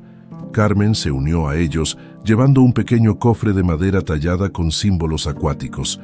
«Ha llegado el momento de la unción», anunció la anciana, «una tradición de las mujeres del mar antes de cualquier ritual importante». Abrió el cofre, revelando un pequeño frasco que contenía un líquido azulado similar al que habían usado en la capilla, pero de un tono más intenso. Esto fue extraído del punto más profundo del gran lago, donde se dice que reside la esencia misma de nuestro poder, explicó, mientras untaba el líquido en la frente de Isabel, dibujando un símbolo que parecía fluir como agua corriente. «Te conectará más profundamente con las aguas ancestrales». Carmen repitió el ritual con Mateo, sorprendiéndolo. «Aunque el don se manifiesta principalmente en las mujeres, la sangre valenciana lleva también la marca del agua», explicó. «Juntos, vuestros poderes combinados serán mayores que por separado». Desde la orilla opuesta, trompetas de guerra anunciaron el avance de las tropas del rey Fernando y el duque de Aragón. Sus estandartes ondeaban amenazadores, mientras las filas de soldados perfectamente equipados se extendían a lo largo de la playa. «Nos superan en número 3-1, murmuró uno de los capitanes rebeldes. «Pero nosotros tenemos lo que ellos no pueden comprender», respondió Isabel, mientras el símbolo en su frente comenzaba a brillar tenuemente. «La verdad y el poder de las aguas». Mateo desenvainó su espada y se dirigió a sus tropas. «Hoy no luchamos solo por venganza o por un trono. Luchamos por liberarnos de un reinado construido sobre mentiras, por un futuro donde la verdad fluya libremente, como las aguas de este lago». Un rugido de aprobación se elevó entre las filas rebeldes. Con decisión, comenzaron a avanzar hacia la franja de tierra más estrecha del lago, donde ambos ejércitos se encontrarían. En el bando opuesto, Fernando observaba con creciente inquietud a la pequeña fuerza rebelde. Junto a él, montado en un imponente caballo negro, el duque de Aragón sonreía con desprecio. «Una banda de campesinos y desertores», se burló el duque. «Serán aplastados antes del mediodía». Leonor, también presente y ataviada con una armadura ligera decorada con piedras preciosas, estudiaba con especial atención la figura de Isabel. «No subestimes a la princesa», advirtió con voz fría. «Hay algo diferente en ella». Fernando entrecerró los ojos intentando distinguir mejor a su hija. Incluso a la distancia, pudo notar el brillo sobrenatural en su frente y el modo en que caminaba ahora, su cojera casi imperceptible, como si una nueva fuerza la impulsara. «Recordad las órdenes», dijo a sus capitanes. «La princesa debe ser capturada viva. El usurpador valenciano debe morir». Los ejércitos se encontraron en la franja más estrecha del lago, donde los jardines del antiguo palacio de verano, ahora en ruinas, creaban un escenario surrealista para la batalla. Estatuas derruidas y fuentes secas rodeaban el campo donde el destino de dos reinos se decidiría. El choque inicial fue brutal. Las tropas profesionales de Fernando y el duque presionaron con fuerza, confiadas en su superioridad numérica, pero los rebeldes, dirigidos por Mateo y posicionados estratégicamente entre las ruinas, resistieron con una determinación nacida de la desesperación y la fe en su causa. Isabel permaneció en la retaguardia junto a Carmen, quien la guiaba en la preparación del ritual que, según la profecía, podría cambiar el curso de la batalla con manos temblorosas. La princesa dibujaba símbolos en el suelo usando agua del lago, creando un círculo ritual similar a los representados en el pergamino antiguo. «Cuando el círculo esté completo, deberás situarte en su centro», indicó Carmen. «Desde allí podrás canalizar el poder de las aguas hacia donde sea necesario». La batalla se intensificaba. A pesar de su valentía, los rebeldes comenzaban a ceder terreno ante la presión de las tropas reales. Mateo luchaba como un poseído, su espada un destello plateado entre el caos, inspirando a sus hombres con cada enemigo que caía ante él. Fernando, observando desde una colina cercana, dio la orden que había estado reservando. «Enviad a los arqueros por el flanco este, que apunten a los capitanes rebeldes». Una lluvia de flechas cayó sobre el campo de batalla, causando estragos entre las filas rebeldes. Mateo apenas logró esquivar varias, que pasaron silbando peligrosamente cerca. En su círculo ritual, Isabel percibió el giro de la batalla. Cerró los ojos y sumergió sus manos en un cuenco con agua del lago, intentando conectar con su poder como Carmen le había enseñado. Al principio, no sucedió nada, pero luego, lentamente, el agua comenzó a brillar. «Está funcionando», exclamó Carmen, observando cómo los símbolos del círculo empezaban a emitir un resplandor azulado. En ese momento crítico, una figura se deslizó entre las sombras de las ruinas. Leonor, que había abandonado su posición junto a Fernando para ejecutar su propio plan, se acercaba sigilosamente al círculo ritual. En su mano brillaba una daga curvada, cuya hoja tenía un inquietante tono verdoso. Veneno. Carmen fue la primera en detectar el peligro. «Isabel, cuidado», gritó la anciana, interponiéndose entre la reina y la princesa. Leonor, con un movimiento rápido y preciso, hundió la daga en el costado de Carmen. La anciana se desplomó con un gemido ahogado. «No». Isabel abandonó el círculo y corrió hacia su mentora caída. «El ritual. Debes completarlo», susurró Carmen, la vida escapando rápidamente de sus ojos. «Toma, el pergamino completo. Es tuyo ahora». Con manos temblorosas, Carmen extrajo de su túnica el antiguo pergamino de la profecía y lo puso en manos de Isabel. Luego, con un último suspiro, la guardiana de las tradiciones de las mujeres del mar cerró los ojos para siempre. «¡Qué conmovedor!», se burló Leonor, limpiando la daga en su elegante vestido. «La vieja bruja y su aprendiz, siempre supe que escondías algo, Isabel. Tu padre temía la profecía, pero yo sabía que era real». Isabel se levantó lentamente. apretando el pergamino contra su pecho.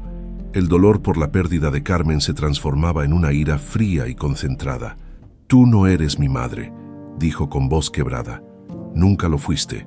«No, no lo soy», respondió Leonor con una sonrisa cruel. «Pero pronto no serás hija de nadie. Porque estarás muerta. La profecía terminará aquí».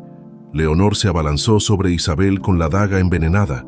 La princesa esquivó el ataque por poco, pero tropezó, debido a su pierna más débil, y cayó cerca de la orilla del lago.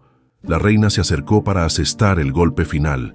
En ese preciso instante, Mateo, que había visto la escena desde la batalla, logró abrirse paso entre los enemigos y corrió hacia ellas, pero estaba demasiado lejos para llegar a tiempo. Leonor alzó la daga. Isabel, en un movimiento desesperado, rodó hacia un lado. La daga, en lugar de alcanzar su corazón, le produjo un profundo corte en el brazo. El dolor fue inmediato e intenso, señal de que el veneno había entrado en su sangre. Isabel sintió que la fuerza la abandonaba. Con un último esfuerzo, se arrastró hasta la orilla del lago. Su sangre, mezclada con el veneno, goteaba de la herida directamente hacia las aguas, al contacto con la sangre de Isabel. El lago pareció despertar. Un resplandor azul turquesa comenzó a extenderse desde el punto donde las gotas habían caído. Como ondas en expansión, en segundos, toda la superficie del agua brillaba con una luz sobrenatural. Mateo finalmente llegó junto a Isabel, enfrentándose a Leonor con espada en mano. «No permitiré que la mates», declaró colocándose protectoramente frente a su hermana herida. Leonor retrocedió, momentáneamente desconcertada por la transformación del lago. Su rostro, normalmente hermoso, se contorsionó en una máscara de odio. «Estúpidos, ¿no entendéis lo que habéis desatado?» Las aguas del lago comenzaron a agitarse violentamente. Como respondiendo a la sangre derramada de Isabel, la luz se intensificó hasta volverse casi cegadora, y en medio de aquel caos luminoso, Isabel, pálida por el veneno que corría por sus venas, sostenía el pergamino de la profecía contra su pecho mientras sus ojos se cerraban lentamente. La batalla a su alrededor pareció detenerse. Todos los combatientes paralizados ante el espectáculo sobrenatural. El destino de dos reinos ahora pendía de un hilo tan fino como la vida de la princesa que yacía en la orilla del lago brillante. La luz emanada por el gran lago se intensificó hasta convertirse en una columna brillante que ascendía hacia el cielo encapotado. Las nubes se abrieron en espiral sobre aquel pilar de luz azul turquesa, creando un espectáculo que pudo verse desde ambos reinos. La batalla se detuvo por completo. Soldados de ambos bandos bajaron sus armas, incapaces de apartar la mirada del fenómeno sobrenatural. El silencio cayó sobre el campo, interrumpido solo por el suave murmullo de las aguas, que parecían cantar en una lengua olvidada. Junto a la orilla, Mateo sostenía el cuerpo inmóvil de Isabel. El veneno de la daga de Leonor se extendía por sus venas, marcando su piel con líneas verdosas que contrastaban con la palidez mortal de su rostro. «No puedes abandonarnos ahora, hermana», suplicaba Mateo, su voz quebrada por la emoción. «Te necesitamos. Yo te necesito, Leonor». Paralizada momentáneamente por la manifestación del lago, recuperó su compostura y sonrió con desdén. «Es demasiado tarde», declaró. «El veneno no tiene antídoto.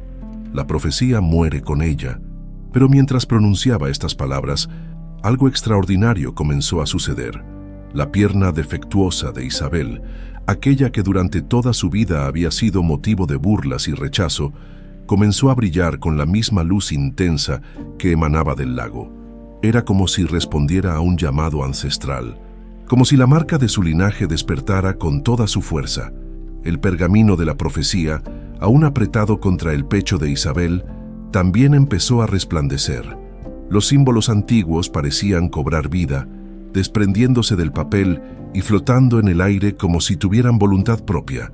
Mateo, guiado por un impulso que no podía explicar, tomó su daga y realizó un pequeño corte en la palma de su mano.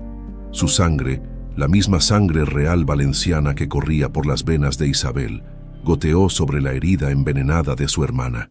«Sangre dividida, ahora unida», murmuró, repitiendo inconscientemente las palabras de la profecía Al contacto de la sangre de Mateo con la de Isabel, una reacción en cadena se desencadenó. La luz de la pierna de Isabel pulsó con mayor intensidad y de pronto, como atraída por una fuerza irresistible, la princesa comenzó a deslizarse hacia el agua, llevada por una corriente invisible. «¡Isabel!», gritó Mateo intentando sujetarla, pero una fuerza mayor que su voluntad lo mantuvo inmóvil. El cuerpo de Isabel flotó suavemente hasta quedar suspendido sobre la superficie del lago, rodeado por un halo de luz. Las líneas verdosas del veneno comenzaron a disolverse, extrayéndose de sus venas y disolviéndose en el aire como humo. Desde la colina donde observaba la batalla, Fernando contemplaba la escena con una mezcla de terror y fascinación. Los sueños que lo habían atormentado durante años cobraban vida ante sus ojos. «La profecía», murmuró, y por primera vez en décadas, algo parecido al arrepentimiento se agitó en su corazón endurecido, impulsado por una fuerza que ni él mismo comprendía. Fernando descendió de la colina y avanzó hacia la orilla. Ignorando las advertencias de sus guardias, cada paso que daba parecía más pesado que el anterior, como si cargara no solo su cuerpo, sino todo el peso de sus crímenes. Al llegar junto a Mateo, Fernando miró el rostro de Isabel, suspendido sobre las aguas brillantes. «¿Qué he hecho?». Las palabras escaparon de su boca como una confesión involuntaria. Antes de que Mateo pudiera responder, un destello cegador emanó del centro del lago. Cuando la luz disminuyó lo suficiente para permitirles ver, Isabel se había incorporado y ahora estaba de pie sobre la superficie del agua, como si ésta fuera tierra firme. Su rostro, antes pálido por el veneno, resplandecía con una vitalidad renovada. Sus ojos, ahora de un intenso azul turquesa, parecían contener la sabiduría de todas las mujeres del mar que la habían precedido. «Fernando de Castilla», habló Isabel, su voz amplificada por el poder del agua, resonando como si múltiples voces hablaran al unísono. «Has vivido en el miedo, escondiéndote de una verdad que siempre supiste». Fernando cayó de rodillas en la orilla, como si el peso de aquella verdad fuera demasiado para sostenerse en pie. «Los antiguos sacerdotes me advirtieron sobre una niña marcada por el desequilibrio», confesó, su voz apenas un susurro ronco. «Dijeron que uniría los reinos divididos y restauraría una magia que yo no podía controlar. Por eso te escondí, te humillé, por eso destruí Valencia». Y al hacerlo, intervino Mateo, su voz cargada de emoción contenida, «cumpliste cada palabra de la profecía que intentabas evitar, el casamiento con el mendigo». Continuó Fernando, comprendiendo al fin. «Fue mi último intento desesperado por evitar que la profecía se cumpliera, pero al unirte con el heredero de Valencia, facilitaste su cumplimiento», completó Isabel. «Cuando la realeza se una a la pobreza por imposición y la sangre dividida vuelva a encontrarse, la hija de las aguas despertará y traerá el equilibrio de vuelta a la tierra». En ese momento, Leonor, viendo que su plan se desmoronaba, desenvainó una espada y se abalanzó hacia Fernando. «¡Débil!», gritó con furia. «Siempre fuiste débil. Yo fui quien te instó a destruir Valencia. Yo alimenté tus miedos sobre la profecía, todo para que nunca vieras la verdad. Antes de que pudiera alcanzar al rey, un muro de agua se elevó desde el lago, bloqueando su ataque. Isabel había extendido su mano, controlando las aguas con un movimiento fluido de sus dedos. «Tu reinado de mentiras termina hoy, Leonor», declaró. La reina fue rodeada por un anillo de agua brillante que se cerró a su alrededor. Inmovilizándola, su rostro, que siempre había ocultado sus verdaderas intenciones tras una máscara de belleza, ahora mostraba toda la maldad y ambición que había guiado sus acciones.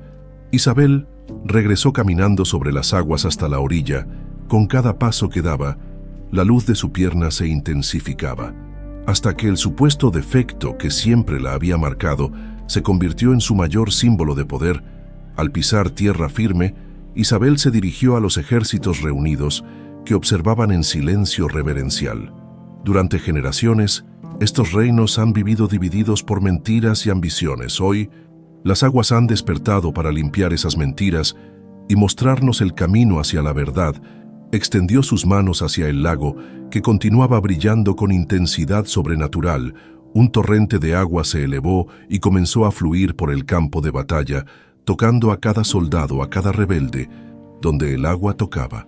Las mentes se aclaraban, como si un velo se levantara de sus ojos. El duque de Aragón, quien hasta ese momento había permanecido observando con una mezcla de horror y fascinación, sintió cómo el agua revelaba la manipulación de la que había sido objeto por parte de Leonor. Las promesas falsas, las intenciones ocultas, todo quedó expuesto ante la claridad del agua purificadora. «He sido un instrumento de mentiras», murmuró bajando su espada. «No honoraré más esta causa». Uno por uno, los soldados del ejército real dejaron sus armas, afectados por la revelación que el agua les había traído. La verdad, como había predicho la profecía, fluyó como un río imparable, disolviendo las barreras del odio y la desconfianza. Fernando, aún de rodillas, levantó la mirada hacia Isabel y Mateo. «¿Qué será de mí ahora?», preguntó, su voz desprovista de la arrogancia que siempre lo había caracterizado. «No nos corresponde juzgarte», respondió Mateo, quien había esperado años para este momento de justicia, «pero sí determinar el futuro de nuestros reinos».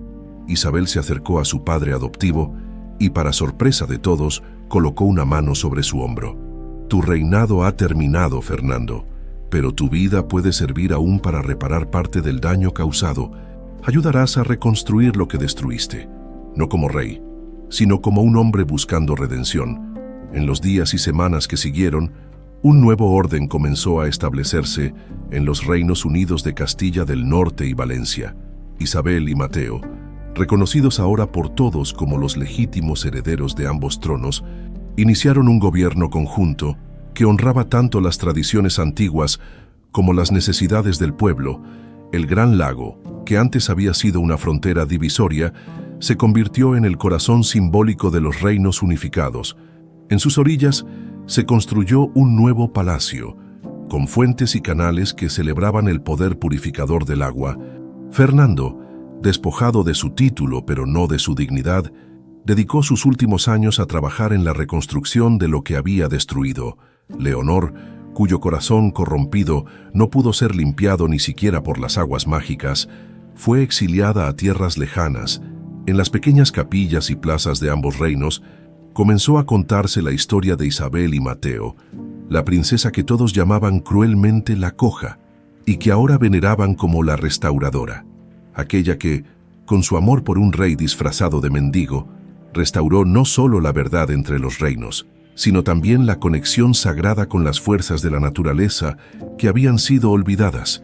Y en las aguas del lago, ahora símbolo de unión y no de división, los pescadores contaban que en noches de luna llena podían ver el reflejo de una mujer que danzaba sin cojear sobre las aguas brillantes, recordando a todos que el verdadero poder no está en las apariencias que nos dividen, sino en la verdad que nos conecta y en el amor que nos redime.